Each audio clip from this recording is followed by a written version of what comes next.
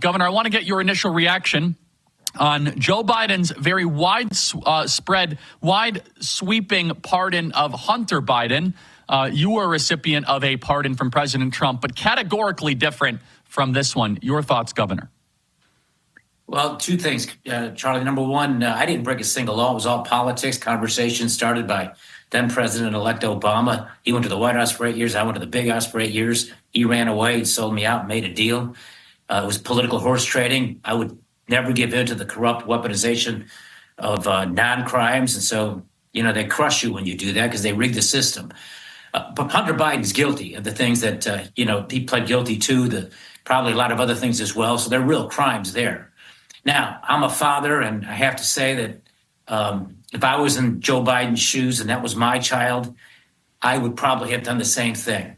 But where what I would not have done and what he shouldn't have done was he should have never lied to the American people. There was no doubt in my mind he was going to do for Hunter Biden what he ended up doing, unless he was able to get Kamala Harris to do it. But I felt all along Trump was going to win, so Biden would have to do it.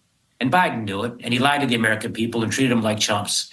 But this is no surprise because Joe Biden's been a liar and a plagiarizer probably throughout his whole political career, which began way back in 1972. And I think the big crime, no pun intended, on the side of what Biden did was the fact that he lied to the American people. Now, is this special treatment? Of course it is. Is it a two-tiered criminal justice system? Of course it is. Does equal protection under the law exist in America? I've learned the hard way. It does not. But I think one thing Biden can do to atone for some of this, what he did and the decision that he made, is he ought to pardon the January 6th protesters.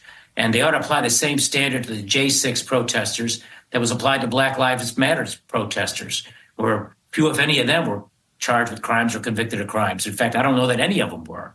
And so why is it that those protesters don't get prosecuted, but the January 6th ones do?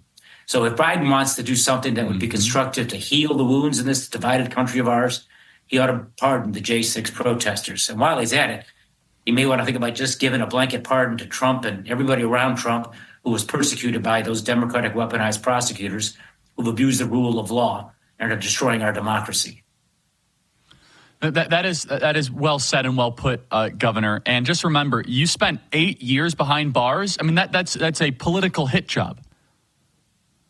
Well, it was, to be exact, Charlie, it was 2,896 days. Not that I was counting. It's really 1 month short of 8 years. But yes, it was. And, look, no one even accused me of taking a single penny. It was fundraising requests and a political horse trade that Obama started. That was the so-called deal of the Senate seat. That case was reversed by the appellate court years later after I sat in prison for 3-4 years. And they reversed it because the standard that was used was not a legal standard. It would end government because politics and government, so much of it is done by political deals. So they reversed that. They can never uphold that. They upheld 3 fundraising requests where there was no quid pro quo.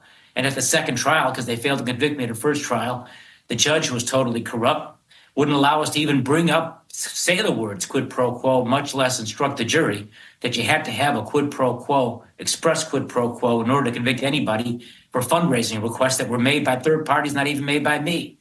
So they put me in prison for 14 years because I fought back.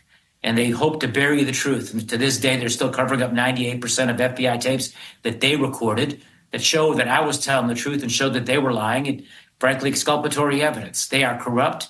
And what they did to Trump was no surprise to me because I lived it myself.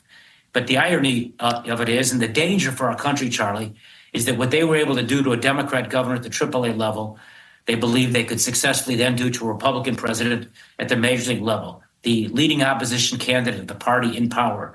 And here again, this goes back to Biden. The other thing about Biden is the chutzpah to be able to say that his son was being targeted when Biden himself and his DOJ, and I'm certain, because I know how the business works, that Biden knew that the DOJ was doing what they were doing. He probably instructed them. It came right out of the Oval Office, those fake charges that were leveled against Trump by Jack Smith and those other Democratic prosecutors in other places.